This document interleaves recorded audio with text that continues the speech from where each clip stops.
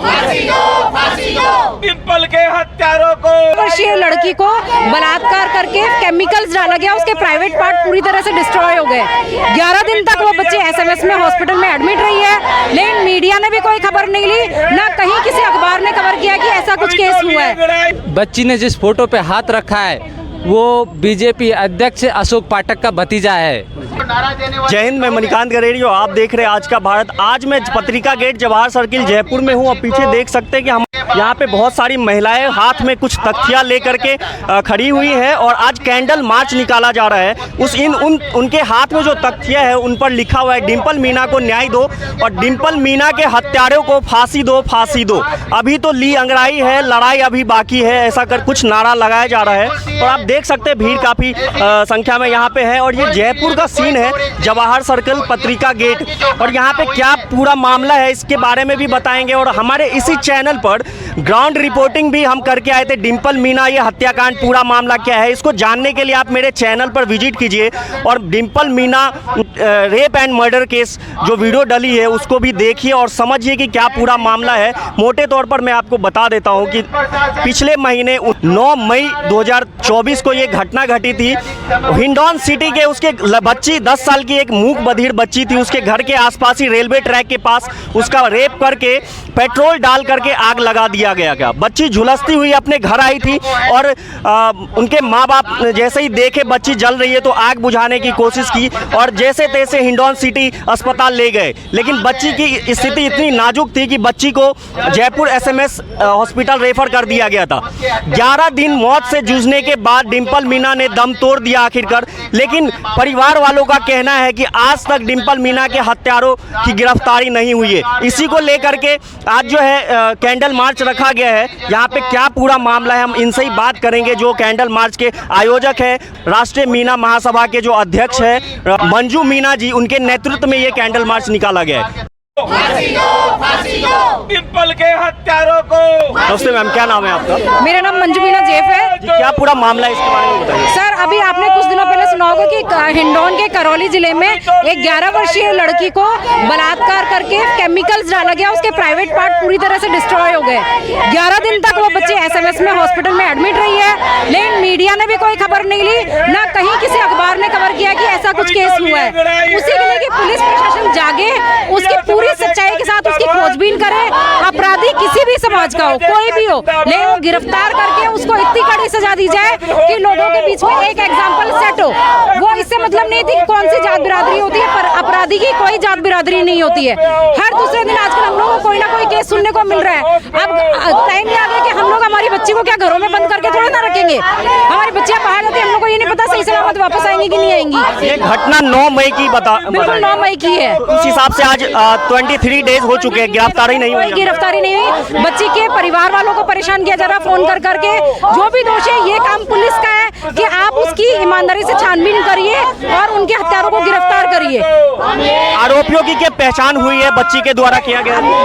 बच्ची गूंगी बहरी थी, उसने उंगली रख के पहचान की है, लेकिन पुलिस इस और कोई भी एक्शन नहीं ले रही कि भाई बच्ची ने पहचाना है। तो क्या लग रहा है यदि ये साफ है बच्ची ने इशारा किया है फोटो पे, तो क्या लग रहा है कौन बचा रहा है आरोपियों को? अब ये तो देखिए, ये तो पुलिस बता सकती है कि कौन बचा रहा है। हम लोग तो ये कह सकते हैं कि भाई अगर हम सरकारें देखिए कोई भी आए, हर दूसरे दिन बच्चियों के ये मामले सामने आ रहे हैं, तो किस सरकार पे हम लोग भरोसा करेंगे? जहाँ तक मुझे पता है कि 6 महीने पहले ही राजस्थान विधानसभा चुनाव हुए हैं और बीजेपी के सारे बड़े नेता कांग्रेस पे एक ही आरोप लगा रहे थे कि राज्य में, प्रदेश में जो है बलात्कार के मामले बहुत ज्यादा हो रहे हैं। तो क्या कहना चाहेंगे मौजूदा सरकार? देखिए, सरकारें कुछ भी हैं, उसके बाद मामले बढ़े ही हैं, घटे नहीं हैं। हम तो ये कहते हैं सरकार चाहे कांग्रेस की हो, चाहे बीजेपी हो, चाहे किसी तीसरे दल की हो, हमारा मेन मुद्दा ये होता है कि हमारी बहन बेटियां सही सलामत रहनी चाहिए। और जो घरों के अंदर बैठे उनसे भी हमारी विनती है कि आज इस बच्ची का हुआ है, अगर आप नहीं जागेंगे ना तो कल दूसरी बच्ची का होगा। और अगर प्रशासन जल्दी से जल्दी गिरफ्तारी नहीं करता तो पूरा मीणा समाज कोई बड़े आंदोलन के लिए सड़क पे उतरेगा और इसकी जिम्मेदारी प्रशासन की होगी, क्योंकि ये ड्यूटी उनकी है कि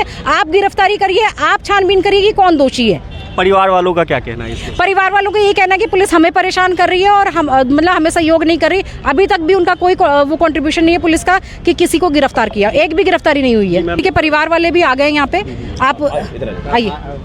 ये बच्चे का परिचय, ये पापा जी हैं बच्ची के। नमस्कार जी, क्या नाम है आपका? करण सिंह मीणा।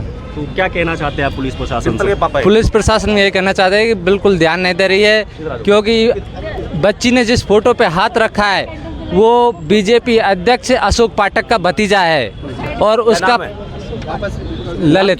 ललित शर्मा। हाँ, ये लिए साहब सामने नाम आ तो चुका है। जो बच्ची ने उस फोटो की तरफ इंगित किया है, उसको ललित प्रशासन शर्मा है। पूरी तरह बचाने की कोशिश कर रही है। पुलिस को भी दबाया गया है इस मामले में।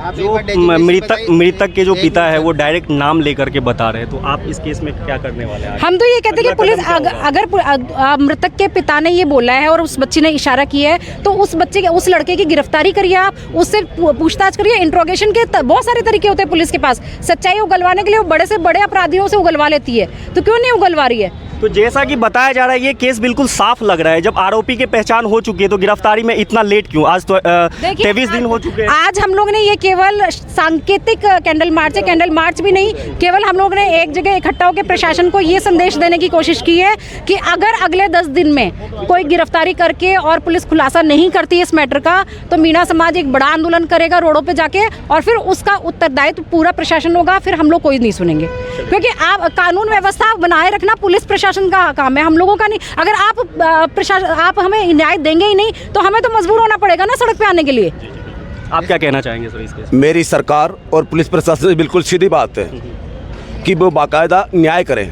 मृतका ने जब मृत्यु से पहले जो दिया गया बयान है वो बहुत महत्वपूर्ण होता है न्याय की दृष्टि से।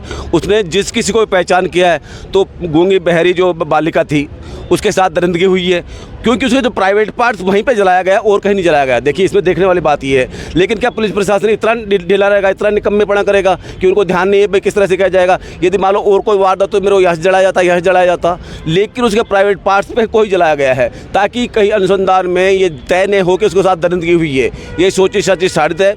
सरकार और पुलिस प्रशासन को मीणा समाज की ओर से खास चेतावनी है कि बाकायदा मीणा समाज के बेटे के साथ में न्याय करें, दिवंगत आत्मा को न्याय दें, उनके परिजनों को ये जो देखो गरीब इनकी कंडीशन देखिए, इनके हालात क्या है, इनको कम से कम 50 लाख का मुआवजा दें और ये बच्चे की शक्ल देखिए आप। 50 लाख का मुआवजा दे जिस तरह से दूसरे इस तरह के कांडों में दिया जाता है। तो मीणा समाज के साथ में इस तरह दोहरा बर्ताव क्यों कर रही है सरकार? इस पे क्या लग रहा है कि कुछ बड़े लोगों का हाथ है आरोपियों को बचाने? बिल्कुल साहब, इसमें मैं तो दलगत राजनीति में हम बात नहीं करते, लेकिन ये सरकार की जिम्मेदारी है। हम कांग्रेस बीजेपी की कोई बात नहीं करते हैं, मीणा समाज इन चीजों से ऊपर उठ के बात कर रहा है। ये जो संगठन है, एक सवाल मेरा और, लोकल पुलिस प्रशासन से यदि गिरफ्तारी नहीं हो रही है, केस का समाधान नहीं हो रहा है, तो क्या SIT गठन होना चाहिए इसके? होना चाहिए बिल्कुल।